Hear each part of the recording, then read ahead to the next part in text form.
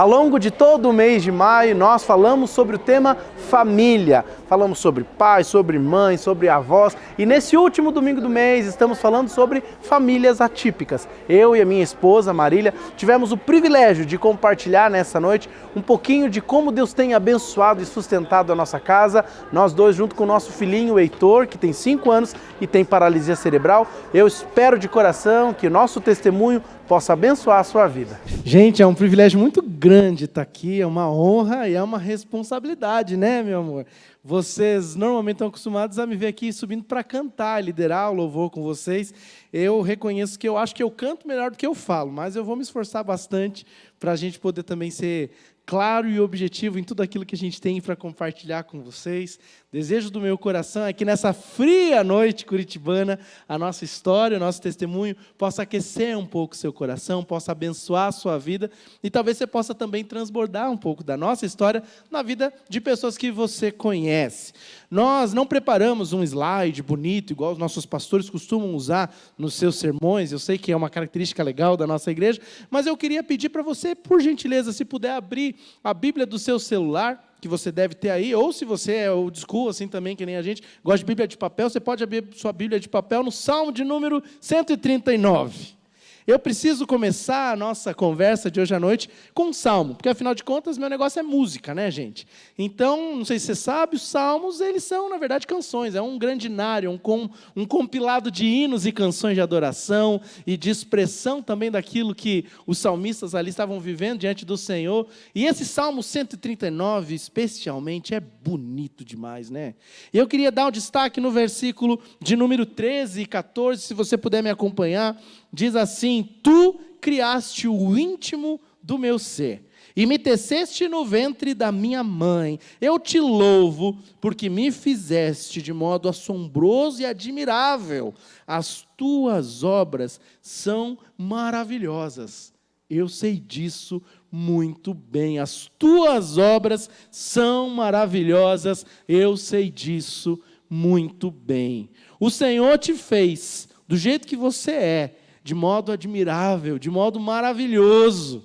Você pode dizer para a pessoa do seu lado: o Senhor te fez de modo maravilhoso? Meu amor, você é maravilhosa, Deus te fez de modo maravilhoso. Deus está vendo você dizer que Ele te fez de modo assombroso. Se você disse para a pessoa do seu lado que Deus te fez de um jeito assombroso, Jesus está vendo. Cuidado, Jesus te fez de um jeito maravilhoso, admirável, e sim, assombroso quando a gente pensa na grandiosidade da sua obra e na complexidade da sua obra. Esse texto norteia um pouco daquilo que a gente quer falar. As coisas que Deus faz são boas, perfeitas e agradáveis, são maravilhosas. Nós cremos que o Senhor está no controle de todas as coisas, amém? Mas às vezes nós queremos estar no controle de todas as coisas. E eu tenho certeza que você não tem esse problema, mas a gente lá em casa luta com isso constantemente. A gente quer estar no controle das coisas, quer ser o senhor da razão, o senhor do tempo, e às vezes a gente entra em crises diante do Senhor, porque na verdade a nossa palavra hoje, falando sobre famílias atípicas, nós somos uma família atípica porque temos um filhinho com deficiência, o Heitor, que a grande maioria de vocês já conhece. Se você não conhece o Heitor ainda, hoje vocês vão ter oportunidade de conhecer. Ele está lá na salinha. No final do culto a gente vai trazer ele para você poder dar um beijo, um abraço nele. Mas quando o Heitor chegou na nossa família, a gente percebeu de maneira muito clara e evidente que a gente não tinha o controle de todas as coisas. Mas deixa eu voltar um pouquinho lá atrás na nossa história. Nós nos conhecemos no mês de março de 2008. Eu tinha acabado de chegar em Curitiba para fazer o meu curso de música. A Marília era uma menina ainda, estava no 3º ano do ensino médio, se preparando para entrar na faculdade. Eu já era um adulto, já estava na faculdade, com meus 19 anos. E ali nós nos conhecemos no restaurante ali da primeira igreja. Eu trabalhava ali naquela igreja, servindo ao Senhor ali com aqueles irmãos. E a Marília foi almoçar ali no restaurante e nós nos conhecemos. Eu acho que é completamente natural que nós tenhamos nos conhecido ali, porque eu gosto muito de restaurante, se você não sabe. É um dos lugares que eu mais gosto de ir, é restaurante. Inclusive, se em algum momento quiser me levar num restaurante, pode ter certeza, nós vamos aceitar, tá? Tendo dito isso, nós nos conhecemos ali e começamos a desenvolver uma amizade muito bonita e muito gostosa. No dia que nós nos conhecemos, eu tenho certeza que imediatamente a Marília se apaixonou por mim. essa é a versão oficial da história. Se você quiser perguntar a versão dela, depois você pode perguntar. Mas a versão oficial é que imediatamente a Marília se apaixonou por mim. E aí nós tivemos ali aquele relacionamento de amizade, embora ela estivesse perdidamente apaixonada. E eu fiquei enrolando ela por 4 anos. No dia 9 de maio de 2012, eu parei de enrolar a Marília e pedi ela em namoro. Criei coragem e fiz a minha declaração com carta romântica, balão de gás hélio e buquê de flores, tudo que tinha direito, né, meu amor? E a Marília, graças a Deus, aceitou namorar comigo. E eu sempre digo que esse é um dos maiores milagres que Deus já fez na minha vida. De todos, muitos que Ele já fez, esse certamente está na lista dos maiores. Nós fomos namorados por 8 meses, e tivemos 11 meses de noivado. A gente já sabia que nós nos amávamos, sabíamos que queríamos constituir família. Então a gente falou, não tem por que ficar enrolando, esse negócio de namoro muito comprido. Gente, namora para casar, porque isso é bênção. Né, meu amor? Então nós namoramos por 8 meses, noivamos por 11 meses e nos casamos no dia 2 de novembro de 2013. Foi uma noite de muita festa, um tempo muito bom. E a grande verdade, gente, é que nós experimentamos, desde o momento que nós nos conhecemos, muitas bênçãos de Deus, o cuidado de Deus. Foi muito gostoso todo esse processo. E aí nós nos casamos, e os primeiros anos, claro, tem a adaptação dos primeiros anos ali de casamento, mas eu sou uma pessoa de muito fácil convívio. Então, Marília não teve grandes desafios, foi muito tranquilo. E aqueles primeiros anos ali de casamento foi um tempo muito bom, foi muito gostoso. Nós viajamos, nós íamos muito a restaurante, porque, como eu disse, eu gosto bastante de restaurante. Então, nós íamos e passeávamos e comíamos nos lugares, e nós engordamos. Eu engordei 12 quilos depois que casei. Foi uma festa, um tempo muito bom. Aí, um dia, nós olhamos um para a cara do outro e começamos a falar, bom, talvez esteja na hora de termos filhos. Eu não era um cara muito animado assim, para ter filhos, não era uma coisa que estava na prioridade dos meus planos. E quando nós casamos, nós já tínhamos falado sobre isso. E a Marília ainda assim aceitou casar comigo. Mas Deus foi trabalhando isso no meu coração. E no momento certo, Deus confirmou isso aí. Já estamos prontos para ter filhos. E a gente estava indo. E um belo dia, a Marília chegou para mim e falou, meu amor, eu acho que eu devia fazer um teste de gravidez. Não brinca. E ela fez o teste de gravidez. E adivinha só? Ela estava grávida do Heitor. O nosso primeiro filho, primeiro neto, primeiro sobrinho, primeiro tudo. Foi uma festa na família. O primeiro momento a gente ficou, a Marília especialmente, ficou muito assustada. Meu Deus, nós não estamos prontos para ter filhos. Mas nós nos alegramos diante do Senhor. Eu lembro que foi um dia muito especial. O obreiro Lucas, o Tuti, estava lá em casa com a gente naquela noite. E nós choramos de alegria na presença de Deus, porque Deus estava nos abençoando. E aí nós preparamos a casa, né? A gente estava igual aquela música que todo mundo gosta, preparamos a casa, arrumamos ela toda, e perfumamos, e pintamos, e deixamos a casa pronta para o Heitor. E como eu sou uma pessoa bem agitada, gente, muito, muito tempo antes de estar perto do Heitor nascer, já estava tudo pronto, o quarto pintado, roupas dobradas e passadas, porque a gente estava com muita expectativa desse momento. E, na verdade, é esse o ponto do nosso testemunho, expectativa. A verdade é que muitas vezes a gente quer ter o controle das nossas vidas porque a gente tem as nossas próprias expectativas. E muitas vezes Deus tem planos diferentes das nossas expectativas. Conta um pouco sobre isso, amor. Bom, como o Rodrigo já muito bem explicou, a gente teve o Heitor quando a gente estava com 5 anos de casamento. E uma grande expectativa dessa nova etapa, né, da nossa família. Nós já éramos membros aqui da igreja, então muitos de vocês nos acompanharam, né, nessa fase. E a gente teve uma gestação muito feliz, tudo muito tranquilo, como tinha sido toda a nossa vida até ali, na verdade. E no final da nossa gestação, a gente descobriu que Heitor tinha passado mal, né? O nosso filho teve uma condição extremamente rara, que é você ter um AVC durante a gestação, que é uma coisa que até hoje a gente ainda não entendeu muito bem como aconteceu. E que naquele momento foi um choque muito grande para a nossa família, para os nossos amigos, né, para todos os que estavam conosco ali, para o próprio médico que nos acompanhava. Aquilo ali foi um momento de muito choque. E a gente pôde observar ali as nossas expectativas, o nosso plano, o que a gente imaginava que seria, como nossa família seria, sendo colocado em xeque. E eu sei que muitos de vocês que também têm essa experiência de ter, às vezes, um diagnóstico inesperado, às vezes um laudo, às vezes alguma coisa que acontece, algum acidente, alguma doença, e que traz essa realidade da deficiência para dentro de casa. Todos nós passamos por essa experiência do choque, do desencanto, de uma certa maneira, um sentimento, às vezes, de isolamento, de sentir-se diferente de tudo aquilo que eu havia sonhado, de tudo aquilo que eu vejo na vida dos meus amigos, que também estão todos passando por essa etapa de expandir família. E esse foi o nosso grande choque, e o nosso grande desafio nesse primeiro momento. Admitir, perceber que nós não tínhamos controle sobre o que ia acontecer com a saúde, com a vida do nosso filho e com o que a gente tinha idealizado como família também. Aquele primeiro ano do Heitor foi bastante complicado. Nós, por muitas vezes, tivemos que lidar com a realidade de que poderíamos perdê-lo durante a gestação, depois do nascimento. E o Heitor passou por muitas intervenções cirúrgicas. E foi um momento em que a nossa fé, as nossas convicções mesmo, daquilo que a gente professa, daquilo que a gente diz, que crê, que Deus é muito bom, e que o Senhor é fiel, e que os planos dele estão acima dos nossos, foi um momento em que isso foi colocado à prova. De fato, a gente iria desacreditar do nosso Deus, a gente se sentiria abandonado por Ele, nós iríamos rejeitar o Senhor, ou nós iríamos nos submeter à nova configuração que o Senhor estava trazendo para a nossa família. Como a gente leu agora há pouco no Salmo,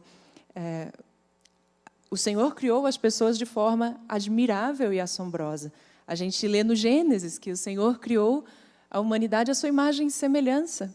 Mas em momentos como esse, em que a realidade da deficiência, da doença, de um laudo difícil e uma perspectiva de uma vida inteira pela frente, totalmente fora do que eu havia idealizado e planejado, vem à tona, às vezes a gente é tentado a olhar para o Criador de todas as coisas e falar, na verdade, o Senhor errou. Eu acho que o Senhor está um pouco enganado, não era para ser por aí. E essa foi uma realidade que Rodrigo e eu precisamos aprender, como família, a nos submeter constantemente àquilo que o Senhor trazia para o nosso dia a dia, trazia para a nossa casa. Esses primeiros meses do Heitor, numa das cirurgias que ele fez, a gente teve a oportunidade de conhecer uma família que tinha um filho, um jovem adolescente de uns 16 anos, do mesmo diagnóstico que o nosso filho. E que, assim como nós, era um casal que era o primeiro e único filho deles também. E o contato com aquela família foi muito chocante para nós, porque a gente estava num momento muito difícil, o Heitor tinha começado a apresentar os sinais da epilepsia, um pós-operatório gravíssimo, e aquela família nos disse, a vida de vocês acabou. Vocês tinham uma profissão, vocês tinham um trabalho, vocês não têm mais como ter, porque agora a vida de vocês vai ser para cuidar desse filho. E ninguém vai ajudar vocês nesse processo. Então, essas foram palavras que passaram como um trator por cima de nós, naquele momento. E hoje, olhando, isso faz uns 4 anos, né? Olhando para trás, a gente vê que aquele pai não estava mentindo para a gente, ele estava compartilhando o que a família dele tinha vivido, ele estava compartilhando um isolamento e um desamparo muito grande que tinha acometido aquela casa. Mas, pela graça de Deus, pela misericórdia do Senhor, o que a gente tem vivido tem sido uma situação de muito amparo e muito apoio e muita empatia mesmo dessa igreja, de vocês, que são nossa comunidade de fé e que, seja aqui nesse nosso ajuntamento maior, mas também nos pequenos grupos e nos ministérios em que a gente serve também, tem sido bênção para mim como mãe, para Rodrigo como pai, para o Heitorzinho também. Agora há pouco foi passado o vídeo do Dia das Mães, que o Ministério Incluir Kids promoveu. E aquilo foi uma coisa tão maravilhosa, porque a gente que tem filhos com necessidades extras, vamos dizer assim, estamos constantemente tensos e preocupados e numa espécie de estado de alerta, porque nós não sabemos o que pode acontecer. Hoje de manhã, a Adriana falou nesse sentido também. Ela é mãe de uma mocinha com síndrome de Down e ela comentou, puxa, às vezes eu estou aqui, mas eu estou preocupada, vai que a minha filha, de repente, tem algum comportamento que as pessoas não compreendem. Então, a gente está sempre atento com essa preocupação. Se existem questões adicionais de saúde, como com o Heitorzinho, a gente está sempre preocupado. Será que é hoje que a epilepsia do Heitor vai dar os seus sinais? Será que é hoje que alguma coisa da saúde dele vai descompensar? Então, as famílias, como as nossas, famílias atípicas, costumam viver com essa tensão no ar.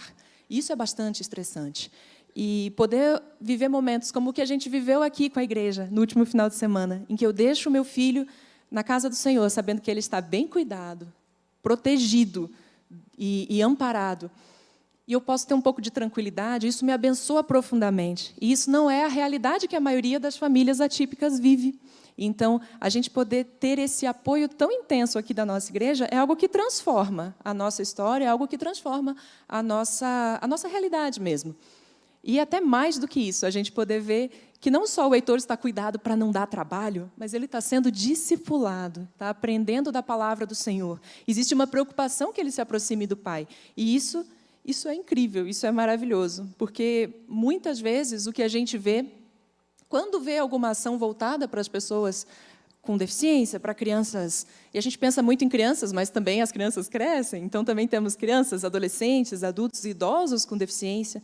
Muitas vezes é aquela preocupação de resolver, de fazer a criança não atrapalhar, porque ela grita, ela faz bagunça, e isso incomoda, mas, na verdade, nós, como cristãos, somos chamados a discipular as nossas crianças, adultos e adolescentes, idosos, não só a mantê-los no nosso meio, ali num cantinho, em silêncio, mas, na verdade, permitirmos e darmos as ferramentas necessárias para que eles possam também ser tudo o que o Senhor planejou que eles fossem, né?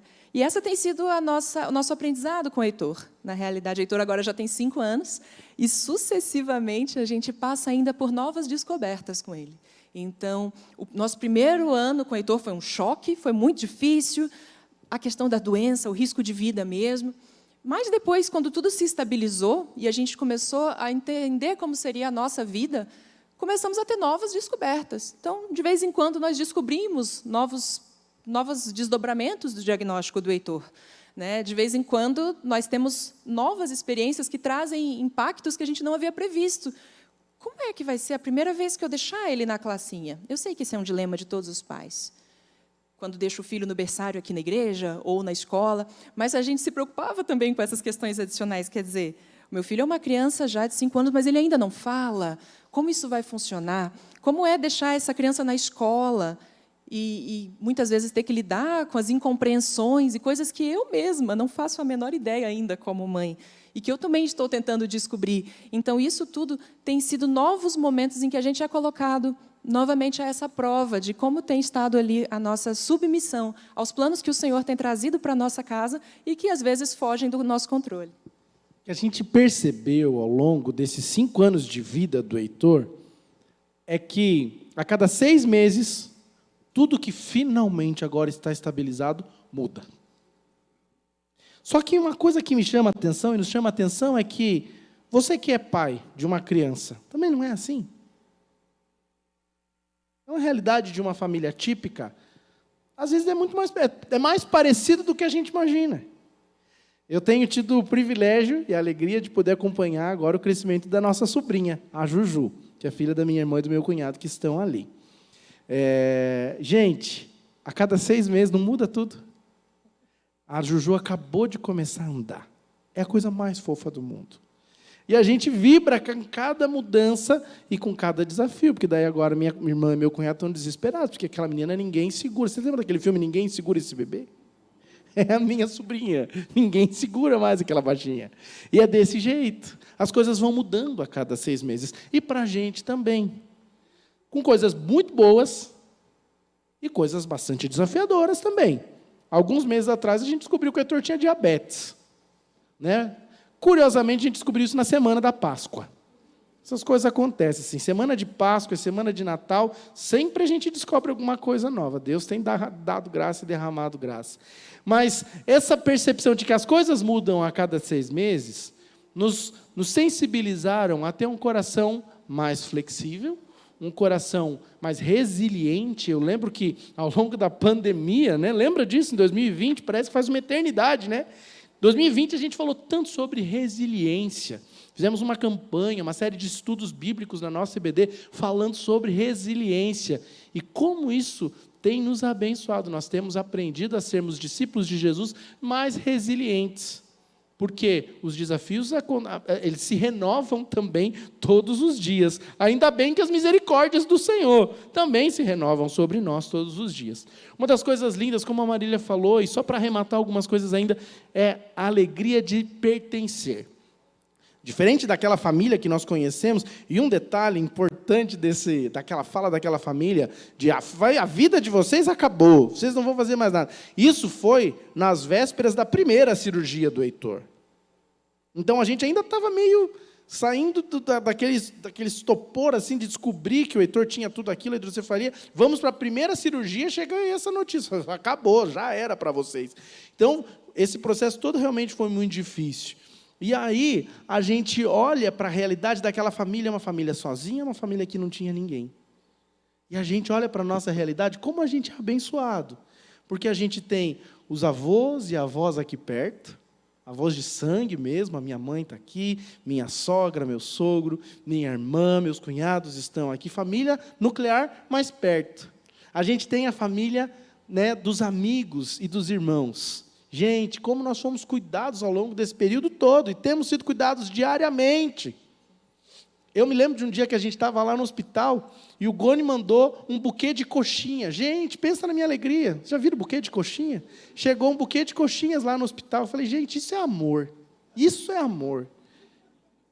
Mas não só isso. Em momentos difíceis, sabe uma realidade que às vezes a gente não pensa, porque está vivendo, né, a rotina e não se dá conta de que a vida de uma família típica custa caro.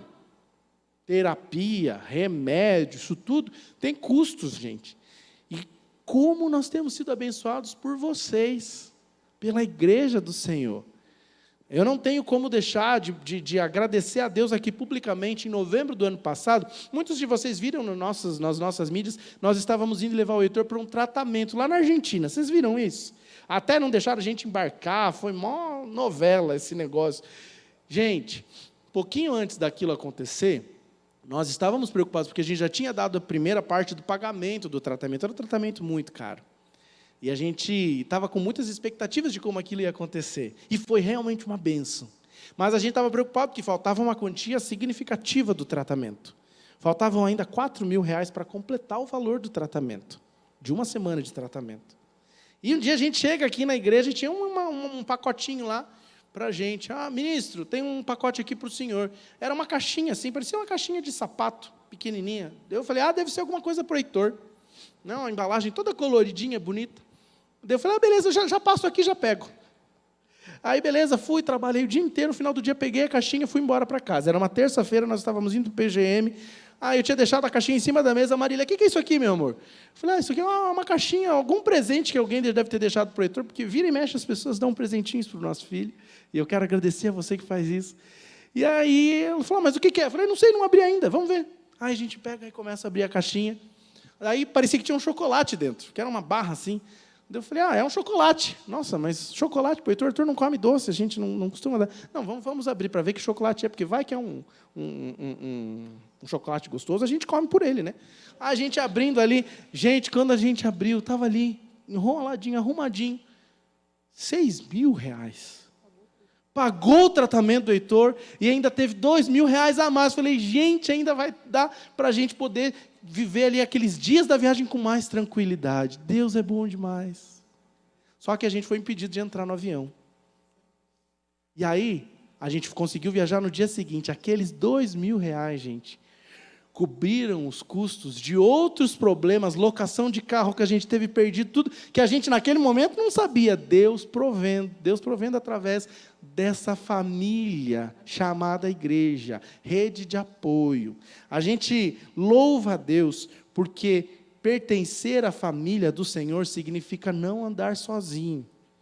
E às vezes a gente, como família de Deus, tem essa oportunidade de transbordar vida, de transbordar bênção na vida das pessoas que estão à nossa volta, das famílias atípicas, porque realmente tem momentos que são bem desafiadores.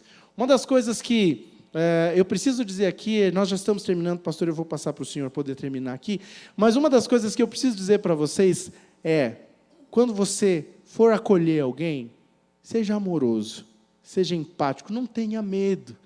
Eu não sei você, mas eu morria de medo de gente com deficiência, gente. Eu morria de medo, de verdade. Eu via uma pessoa andando numa cadeira de rodas e eu falava, meu Deus. Eu passava assim, fingia que não via, porque eu tinha medo e não sabia como me relacionar com aquilo. É verdade. Talvez você seja uma pessoa muito mais madura que eu espero que seja, e não passe por esses problemas. Eu nunca tinha convivido com pessoas com deficiência assim, mais perto. A Marília até tinha um pouco mais, porque a Marília já estudava Libras, ela já era intérprete de Libras, quando nós nos conhecemos, ela já estava trabalhando nesse ministério de tradução, né, para Libras. Hoje a Marília trabalha profissionalmente com isso. Se você assistir o canal Alep lá, ela aparece lá de vez em quando, traduzindo os deputados, o pessoal discutindo lá, ela está lá traduzindo. Fazia parte um pouco mais da rotina dela, mas da minha rotina não. E quando o Heitor chega, muda tudo isso. Eu falo, meu Deus, agora a gente vai ter que aprender isso tudo, a lidar com isso tudo. E sabe de uma coisa, gente? Não dói, não. Não dói. Não tenha medo de se relacionar com pessoas com deficiência. Não tenha medo de se relacionar com as famílias. Porque uma pessoa com deficiência, normalmente tem uma família em volta. Uma família que precisa de amizade, precisa sentar para dar risada, precisa de apoio, precisa de alguém para cuidar. Esses dias, nós tínhamos um compromisso à noite, e um casal aqui da igreja se dispôs a ficar lá em casa com a gente, cuidando do Heitor, enquanto a gente ia para o nosso compromisso. E a gente sabia que a gente podia contar com essas pessoas, porque são irmãos queridos, são nossa família, são o povo de Deus. Última coisa que eu quero dizer para vocês isso aqui é desabafo, tá, gente? Hoje eu consigo ouvir e entender que é expressão de carinho. Isso é uma coisa de que, se você é uma família típica, pai de uma criança típica, você já deve ter ouvido muito. Eu não sei como é que você reage a isso, mas eu já ouvi isso de outras pessoas também, com essa mesma concordância. Quando o Heitor nasceu e a coisa toda estava acontecendo, algumas pessoas chegavam e diziam assim, filhos especiais vêm para pais especiais. A minha vontade era olhar para o irmão e falar assim, eu vou dar um soco santo em você, meu irmão.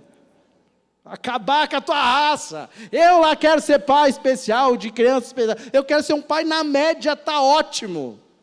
Esse era o meu sentimento. Mas Deus foi trabalhando isso no meu coração. Hoje, quando alguém diz isso, e vira e mexe, as pessoas dizem isso. Quando alguém diz isso, eu falo, é uma expressão de carinho, Rodrigo. É uma expressão de afeto. A pessoa está demonstrando, é o melhor que ela tem para expressar carinho. Então, hoje eu já consigo receber desse jeito. Mas quando você quiser expressar carinho e afeto, a minha sugestão é, se aproxime e diga assim, tem algo que eu posso fazer para ajudar? Se você não sabe lidar exatamente, não quer perguntar, qual que é o problema dele? As pessoas já perguntaram para o meu filho, qual que é o problema dele?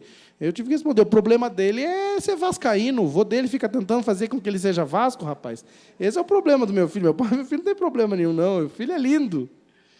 E a gente, às vezes, se imune nessa armadura, porque é difícil. Então, oferece ajuda com empatia, com amor, não com dó, nem com pena. Não tenha pena, não. A dó e a pena não levam a nada. Agora, a empatia nos leva a uma ação. A empatia leva a compaixão. E a compaixão leva a ações de amor. Leva a ações que transbordam o amor da vida das pessoas. Nós estamos terminando. Eu quero agradecer a oportunidade da gente poder contar um pouquinho da nossa história. Gente, resumir 5 anos de história em 20, 25 minutos é um desafio muito grande. A gente já experimentou cuidar de Deus de tantas maneiras e através da vida de vocês. Nós louvamos a Deus por isso. Nossa oração tem sido que a gente, como igreja, possa continuar desenvolvendo ações de amor. Nós temos tanto para crescer nessa área, gente. E como eu louvo a Deus porque a gente está investindo numa escola para crianças com deficiência lá na África. Como eu louvo a Deus porque a gente tem investido em ministérios como Incluir. E eu ver meu filho sendo discipulado, não só por nós lá em casa, mas também pelos professores, pelos tios, que oram com o Heitor, que fazem o Heitor descer um escorregador, e contam para ele a história da criação, e ele dá risada. Gente, isso é bom demais. Isso é privilégio. Que a gente possa crescer nessa dimensão, que a gente possa ser referência nessa dimensão, para a glória de Deus e para que as pessoas sejam alcançadas e tenham suas vidas transformadas. Amém? Pastor Edu.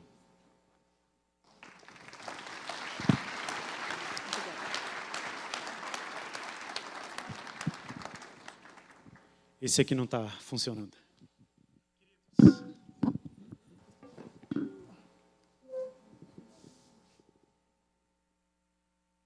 Que bênção. Obrigado, viu?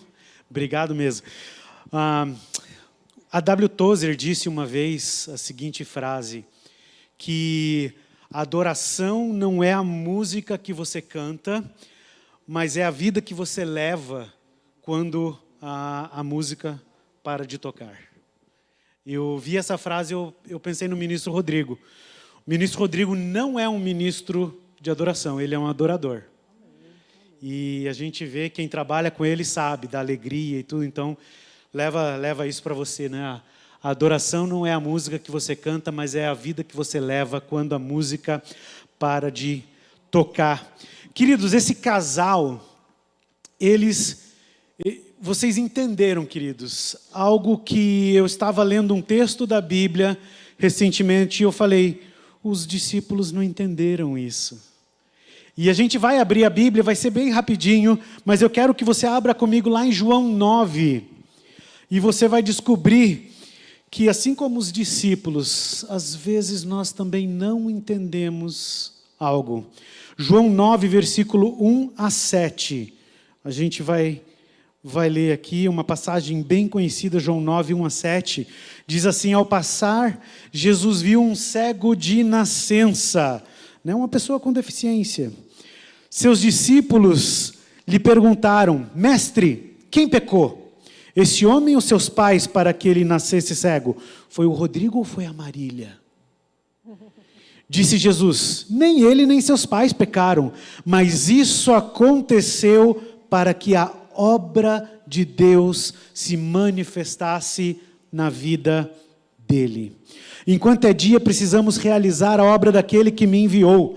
A noite se aproxima quando ninguém pode trabalhar. Enquanto estou no mundo, sou a luz do mundo. Tendo dito isso, cuspiu no chão, misturou terra com saliva e aplicou-a aos olhos do homem.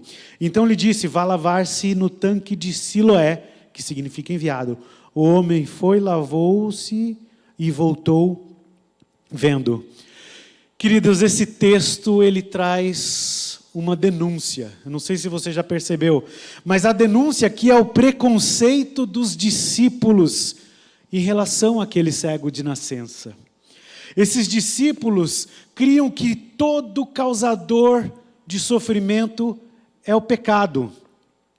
E essa era a raiz do preconceito dele. E lógico, a gente sabe que em última instância o pecado de Adão, o pecado original é o causador de todo o sofrimento, mas não era isso que Jesus estava mostrando aqui. Os discípulos pensavam, como pode uma pessoa nascer com uma deficiência? Que absurdo! Portanto, se ele nasceu com deficiência, ou o pai, ou a mãe, ou ele pecou no ventre da sua mãe. A gente via lá em Ezequiel 18, o texto falava, né, que aquele que pecava vai morrer, e os discípulos estavam assim, não, ou ele pecou no ventre, ou os pais pecaram, como a gente vê lá em Êxodo 20, versículo 5, né, que o castigo, o Deus que castiga os filhos pelo pecado dos pais. Esses discípulos pensavam assim. O que Jesus responde? Nem esse homem, nem os seus pais pecaram.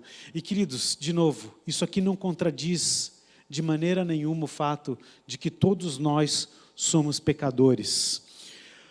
O que Jesus queria dizer aqui é que esse sofrimento não foi causado por um pecado específico. Deus, o problema existia para quê?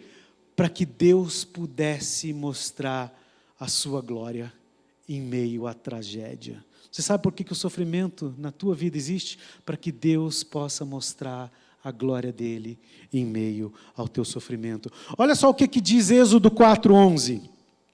Quem deu boca ao homem? Quem fez o surdo ou o mudo?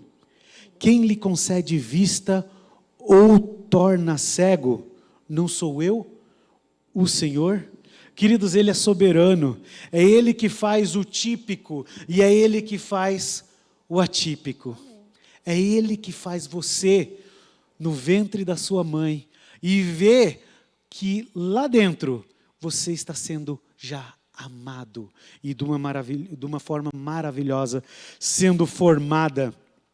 Ele é soberano, Ele o fez para a glória dele. Por que Deus fez o Heitorzinho?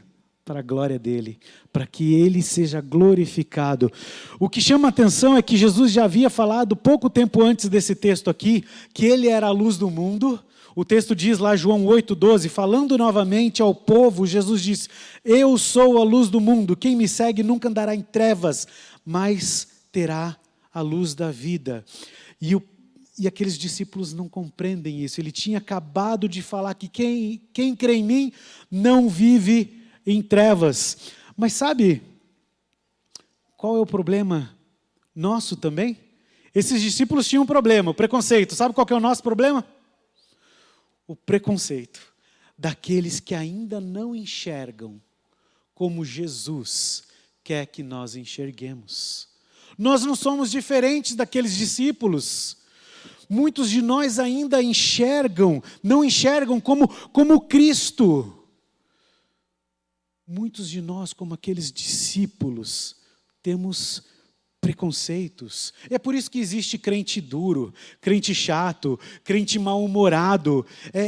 Porque é mais fácil julgar do que amar. É mais fácil olhar para a situação e falar: aconteceu alguma coisa errada aqui. Nós não somos diferentes daqueles discípulos. Queridos, nesse texto tem mais algo importante aqui. Sabe o que Jesus faz? Jesus comprova que é a luz do mundo curando aquele cego de nascença. Ele faz isso. Ele diz lá no capítulo anterior: eu sou a luz do mundo. E depois ele vai lá e cura aquele cego. E ele faz aquela mistura lá. Ele provavelmente não estava usando aquele barro, aquela lama como remédio, tá? Ele estava usando como um auxílio para desenvolver a fé daquele homem, não como remédio. O fato de Jesus ter feito esse barro, ele quebra algumas regulamentações daquele povo lá, tinha uma lá que não podia amassar o barro no sábado. O que Jesus faz?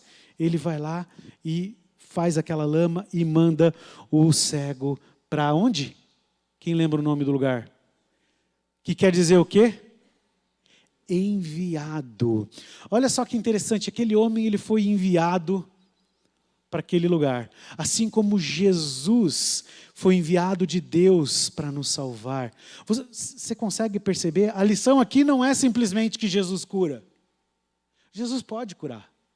Mas a lição aqui é maior. Jesus não era somente a luz que fazia aquele homem ver, mas ele é a luz do mundo.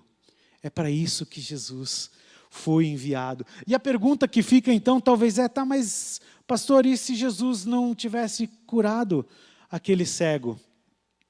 Em João 8,12 a gente leu, né? Existe uma promessa: quem crê em Jesus não vive em trevas.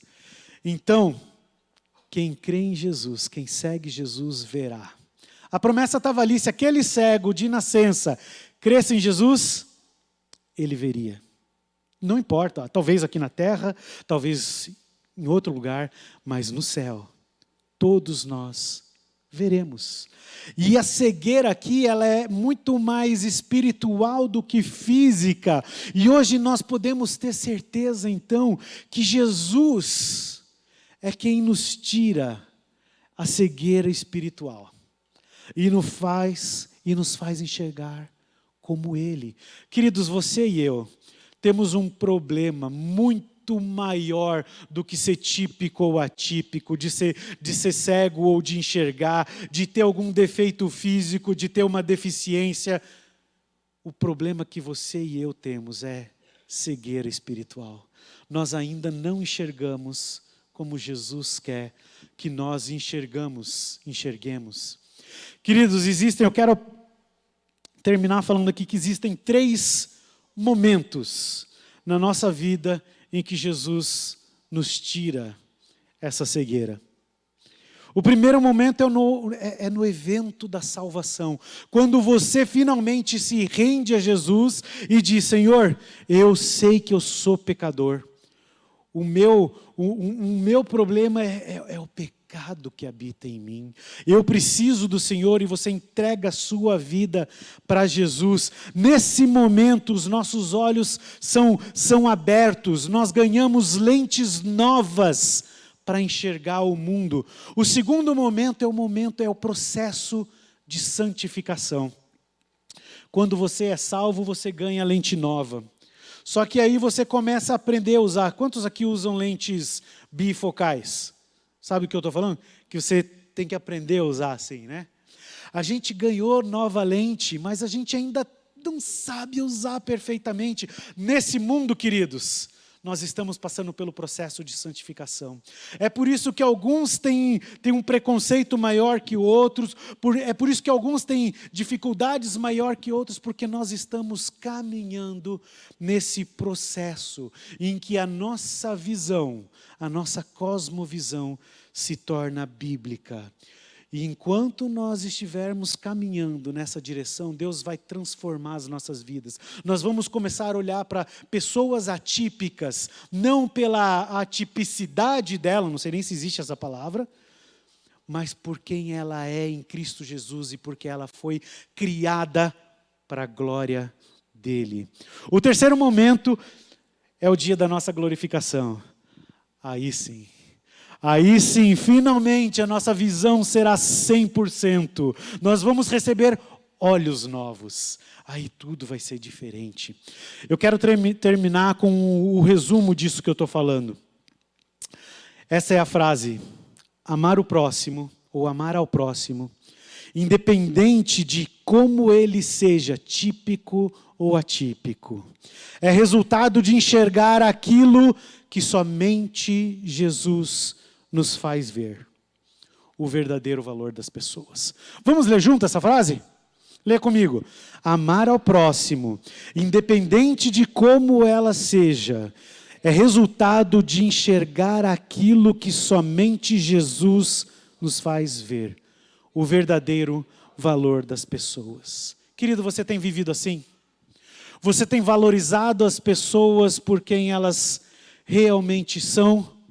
Obras maravilhosas das mãos de Deus. Eu quero terminar esse momento aqui te encorajando a falar duas coisas. Eu encorajo você a dizer primeiramente: Senhor, eu quero enxergar as pessoas como Jesus enxerga.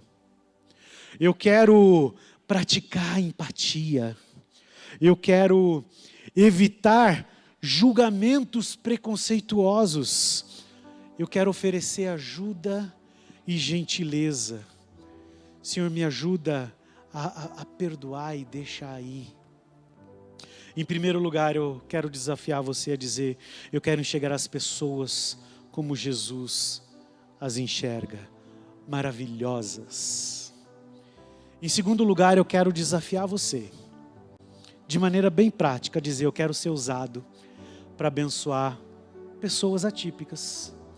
A nossa igreja, hoje de manhã, o pastor Adoniran falou que nós temos mais de 10 mil, não lembro o número exato, 10.400, 10.200 igrejas batistas no Brasil, e temos apenas 4 que têm olhado para as famílias atípicas de maneira especial e dizendo: nós somos uma grande família atípica e queremos abençoar essas famílias. A nossa igreja é uma dessas. Você está disposto a dizer isso? Senhor, eu quero ser usado para abençoar famílias atípicas. Talvez no final desse culto você vai procurar aqui a Gleice. Levanta a mão, Gleice. A Gleice, o pastor Natal está aqui também? Lá o pastor Natal, a Gleice. Eles têm desenvolvido o ministério de inclusão, o incluir aqui, que tem sido uma bênção. Talvez você vai procurar ele e falar: olha, eu quero servir. Eu não sei nada, eu não sei como chamar, o que falar, o que respeita, o que nos respeita, mas eu quero ser treinado, eu quero ser qualificado, eu quero ser bênção nessa igreja, eu quero servir no incluir. Eu quero promover verdadeira inclusão. Eu sei que algumas pessoas têm medo nessa palavra inclusão. Não, nós queremos promover inclusão. Nós queremos que você, meu irmão que é típico, se sinta amado. Nós queremos que você, meu irmão que é atípico, se sinta amado. E que todos nós, como uma grande família, possamos fazer diferença na vida dessas famílias. quero enxergar as pessoas como Jesus enxerga. Muito obrigado por assistir esse vídeo até aqui. Eu espero que o nosso testemunho, a nossa história tenha abençoado a sua vida. Compartilhe esse vídeo com as pessoas que você ama. E claro, eu peço que você se inscreva no nosso canal, se ainda não estiver inscrito, e curta também esse vídeo. Deus abençoe a sua vida.